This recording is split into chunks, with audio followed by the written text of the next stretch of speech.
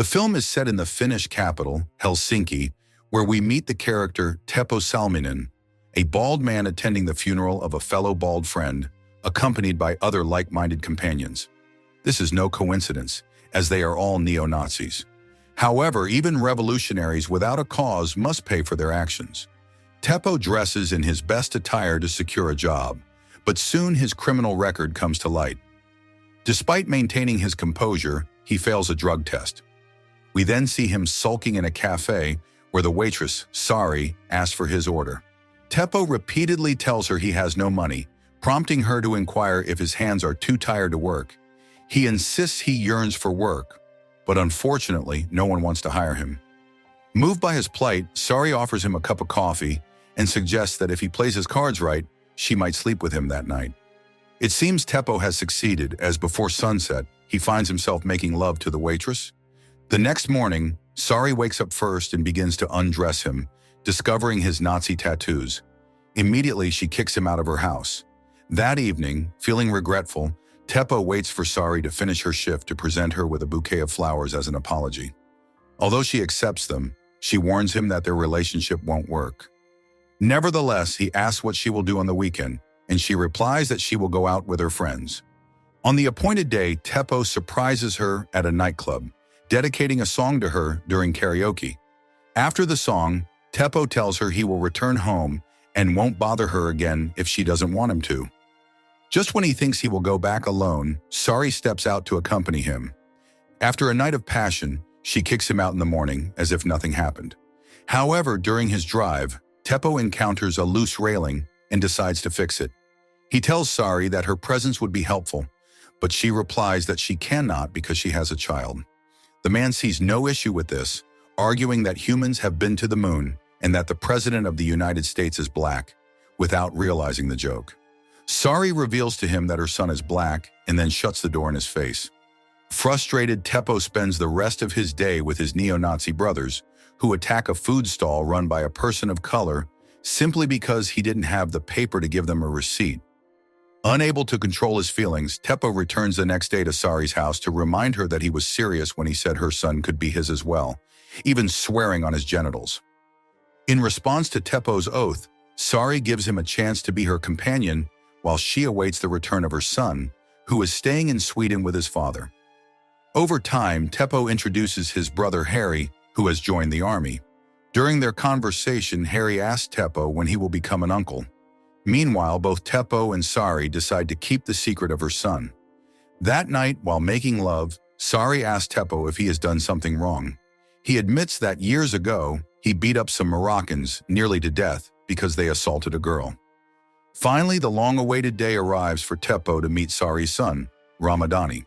Teppo tries to win his trust by offering him food, like bananas. Well, that's a great way to make a bad first impression. Later in the sauna, the boy notices his tattoos, and Teppo thinks he admires his lion tattoo, while Ramadani keeps staring at the swastika tattoo. As soon as they return home, the child asks him to leave, claiming he is ethnically nationalist. While Teppo insists he only wants a united Finland, the child concludes that he means a white Finland. At his mother's insistence, Ramadani agrees to let Teppo take him to school. On the way, the child stops to perform his Islamic prayers, surprising the man. Upon returning home, Teppo opens the door to familiar faces, his companions who want to see his new home. He then prevents them from entering under the pretext that they are doing renovation work, although he really wants to keep Ramadani hidden from them. Ramadani talks to Teppo and asks for his help with a school project, which involves burning the Finnish flag to measure the reaction of an angry Nazi. Teppo immediately stops him and manages to resist the child's provocations. During their next outing with friends, they approach an elderly man using a cane, thinking they will assault him. To their surprise, the neo-Nazis help the man up the stairs. Afterwards, the men introduce themselves to a supervisor who praises them for destroying local fast food stalls. When it comes time to award their leader, the neo-Nazis hesitate because they don't actually have one. Almost out of duty, Teppo steps forward to accept the award, beating his peer, Ali. That night, Teppo returns home slightly drunk to discover that Sari and Ramadani are in the hospital. Upon his arrival, Sari tells him she had a seizure, and at least it's enough to learn that she's pregnant with Teppo's child, who nervously and excitedly assures her that their baby will be as beautiful as she is. While the woman stays in the hospital, Teppo finds a box of rat poison among the trash in his home and immediately concludes that Ramadani tried to poison him, even though he seems very concerned that he has harmed his mother. Keeping his composure, Teppo makes him promise that while Sari is in the hospital, they will show each other respect. The next day, when Teppo passes by the school to pick up Ramadani, he sees him being bullied by his classmates. As soon as the child gets in the car, Teppo explains that next time he should hit them until they earn his respect. Ramadani insists he prefers to run away, especially when the attackers are neo-Nazis. Speaking of that, Teppo goes out with his friends that night and witnesses how they chase a black man on a bike with a truck. For the first time, Teppo doesn't enjoy it, and worried about the threats from the neo-Nazis, he decides to teach Ramadani self-defense. When the child goes inside to rest, Harry suddenly shows up to tell his brother that he left the army because he considers everyone a coward. While Harry stays in the yard, Teppo asks Ramadani to hide in his room. Then Harry enters the house carrying a bag because he has nowhere else to go. Within seconds, he discovers a picture of Ramadani, prompting Teppo to confirm that Sari usually helps refugees from Africa. In an attempt to get rid of his brother, Teppo takes Harry to the camp to send him back to the army. But Harry doesn't help himself when he screams that he won't take orders from a Chinese. After receiving his discharge certificate, Harry becomes so enraged that he strips off his clothes in the middle of the camp. Afterwards, Harry fights with his brother on the way home, where he enters first and ends up confronting Ramadani. With no other choice, Teppo warns Harry that he won't hesitate to kill him if he touches the child. Harry exploits the legal loophole of this warning to divide the house into a zone for whites and another for non-whites. Once Teppo learns about this, he hits his brother and forces him to remove this division. At bedtime, Teppo finds a knife under the child's pillow, but allows him to keep it for safety reasons. He wasn't wrong, because as soon as the child falls asleep, Harry appears in his room. Fortunately, Teppo decides to keep watch. The next day, Teppo attends a medical appointment with Sari to see their future child for the first time, which brings them great joy. The downside is that she must remain in the hospital until her blood levels stabilize. While searching for Ramadani at school, Teppo notices his torn shirt, indicating he has been bullied again.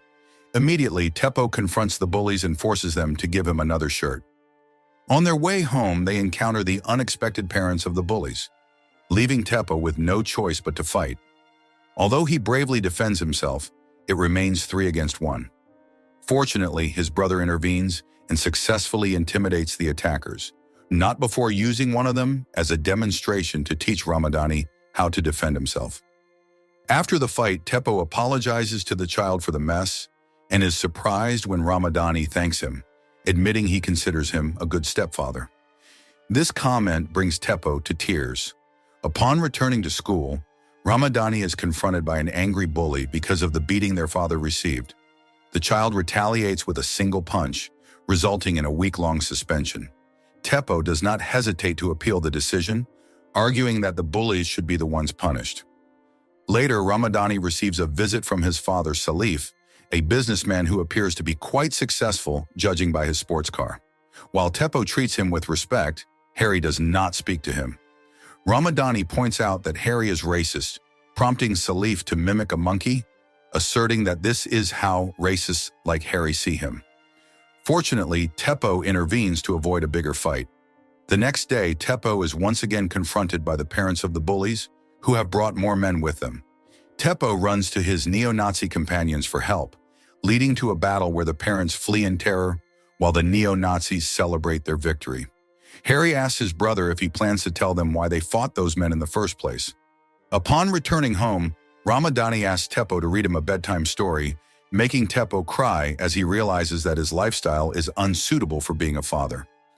In his next visit to Sari, he admits that the Moroccans in his story assaulted the girl first in retaliation for his being a Nazi. Everyone he loves ends up suffering because of his guilt. However, Sari does not consider leaving him.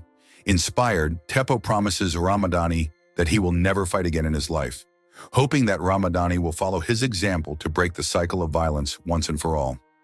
He decides to take the child to a football match with his neo-Nazi friends. Quietly, the father and son begin to play together while others watch.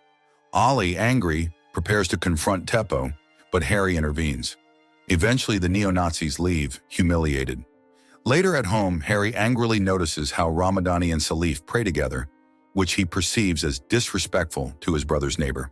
However, Teppo responds that he feels only shame for Harry and does not care what he does in his life as long as he leaves them in peace.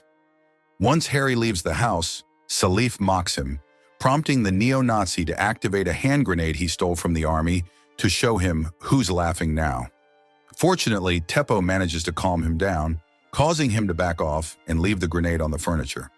As he leaves, Salif cannot resist provoking Harry again, who retrieves the grenade and throws it at Salif. After a few hours at the police station, Teppo is informed that Salif's injuries are not serious. Of course, this does not absolve Harry of his crime, as he has fled. Teppo finds Harry at their father's old farm, where they reminisce about their childhood. Thanks to this, Harry calms down enough to hug his brother and apologize for what he did. Afterwards, he heads to the police station to serve his sentence, or so Teppo thinks, because his brother is hiding in an old toilet to commit suicide. With a broken heart, Teppo heads to a funeral, connecting himself to the opening scene. Upon returning home, he is confronted by Ali and his friends, who throw him to the ground and tear his lion tattoo on Finland with a chainsaw. As they walk away, Sari appears with Ramadani, looking very worried about Teppo's condition. However, he reassures her that he is fine, even making her laugh. Thus, the woman has no choice but to surrender. If you want interesting movie recaps, like, share, and subscribe to follow us for more movie recaps.